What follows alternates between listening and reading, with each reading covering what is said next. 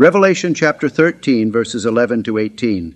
And I beheld another beast coming up out of the earth, and he had 2 horns like a lamb, and he spake as a dragon.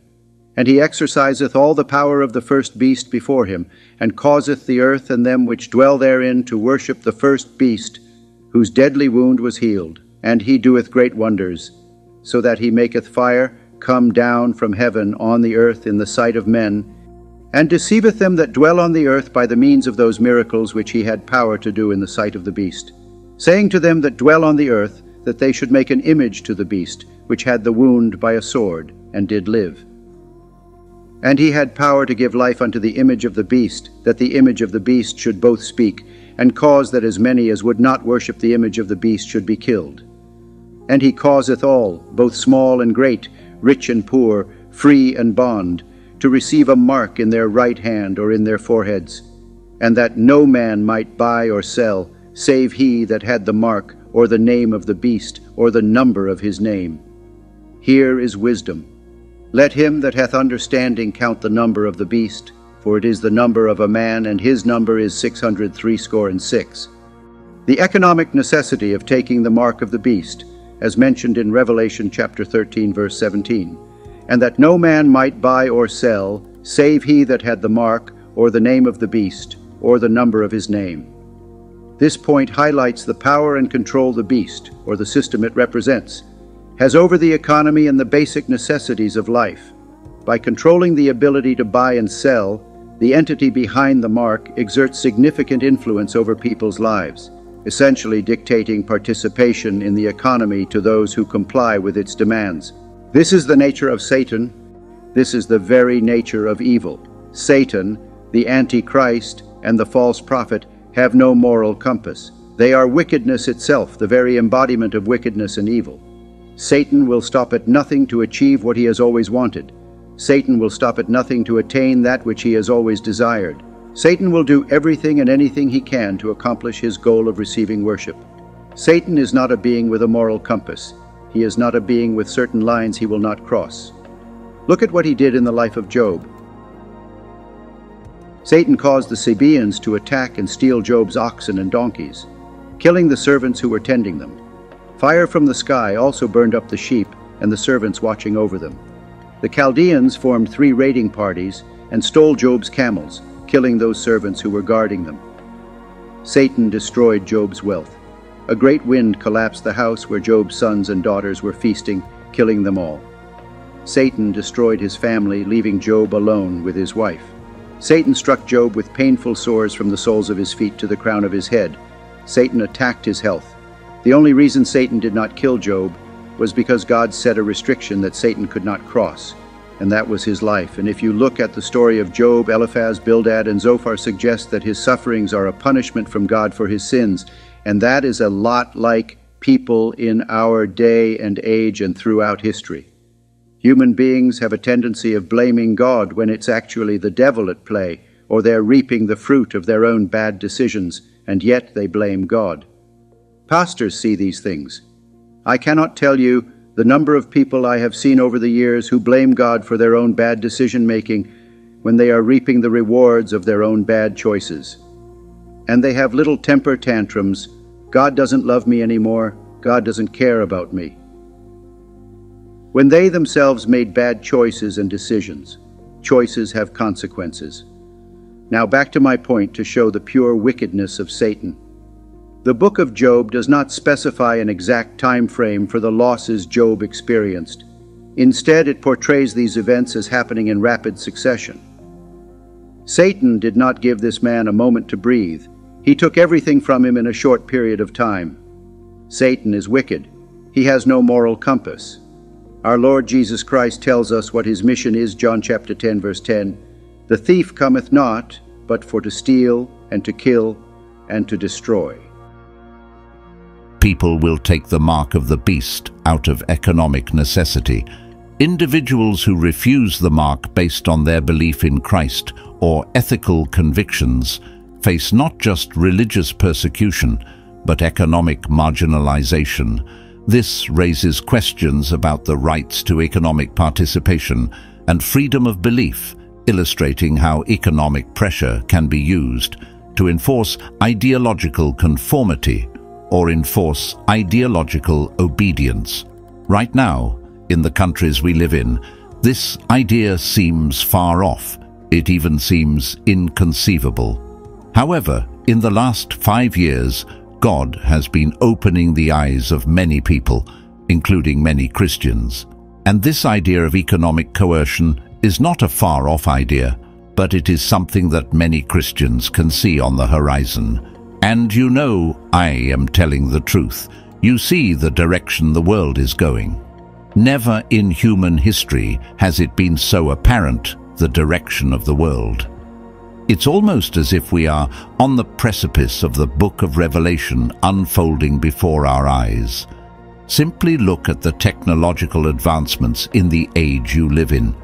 Your phone has more information on you than anything else. What you buy, what you listen to, where you go, what you speak about. I know this must have happened to you once, but you mention a product. Let's say, for example, you mention wanting to buy a new mattress to your spouse in a conversation, and the next thing you know, you are seeing adverts pop up for mattresses. That is no accident. The infrastructure for the rule and reign of the Antichrist is literally here. Everything he needs to have the level of control described in Revelation is here. Take, for instance, a hypothetical scenario. A single mother of 2 struggles daily to provide for her family. With the introduction of the mark, her already difficult situation becomes dire. Without the mark, she can no longer buy groceries at her local supermarket, access her bank account, or even pay for basic utilities. Faced with the unbearable thought of her children going hungry and the cold nights without electricity, this woman wrestles with her knowledge of the ramifications of taking the mark of the beast.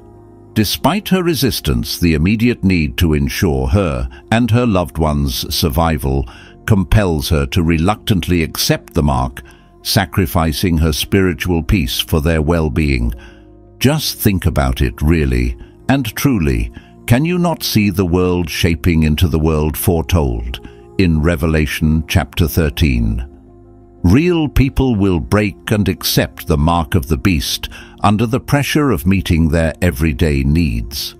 Just imagine how people will see those with the mark prospering, surviving and living good lives. And accepting the mark will also lead you to live this good life also. Revelation chapter 13 verse 18. Here is wisdom. Let him that hath understanding count the number of the beast, for it is the number of a man, and his number is 666. This is the number of the first beast. This beast is not the devil. This beast is not a system. This beast is not the devil. This beast is not a system, but this beast is the Antichrist, a literal man. He is Satan's chief agent. He is a man that will speak publicly and pompously against the Most High. He shall change the laws of the world for his own agenda. And one of the laws he will change is that he will enforce his mark, 666, on the inhabitants of the earth. Now the Bible in the book of Revelation gives us wisdom. Stating in Revelation chapter 13 verse 18, here is wisdom. In other words, the Bible is warning us, alerting us, that when you see this number, you may know who is behind the number, and the person is the Antichrist. There are some theologians who speculate that the Antichrist is already on the earth today, and he is somewhere in the world right now, waiting for the stage to be set for his arrival on the world stage. I personally don't know if this is true or not, but one thing we do know is that his spirit is hard at work, going across the world, preparing the world systems and preparing the hearts of men and women for his arrival. The spirit of the Antichrist is preparing the stage for his arrival. The Bible does not go into detail about the significance of his mark, but one thing we do know is anyone that accepts the mark of the beast is automatically and eternally ineligible from entering heaven, because they have been marked with the identity of the Antichrist. However, what the Bible does reveal to us in Revelation chapter 13 and the surrounding chapters is that accepting the mark is somewhat a declaration of worship. Revelation chapter 14 verses 9 to 10. And the third angel followed them, saying with a loud voice, "If any man worship the beast and his image, and receive his mark in his forehead or in his hand, the same shall drink of the wine of the wrath of God, which is poured out without mixture into the cup of his indignation, and he shall be tormented with fire and brimstone in the presence of the holy angels and in the presence of the Lamb." I am surprised at the amount of people who trivialize the number 666. I see people wearing shirts with that number. Some people even have tattoos with this number. There are so many music bands that plaster this number on their posters. This number is not a joke. The Antichrist will be given the power to make war against the saints.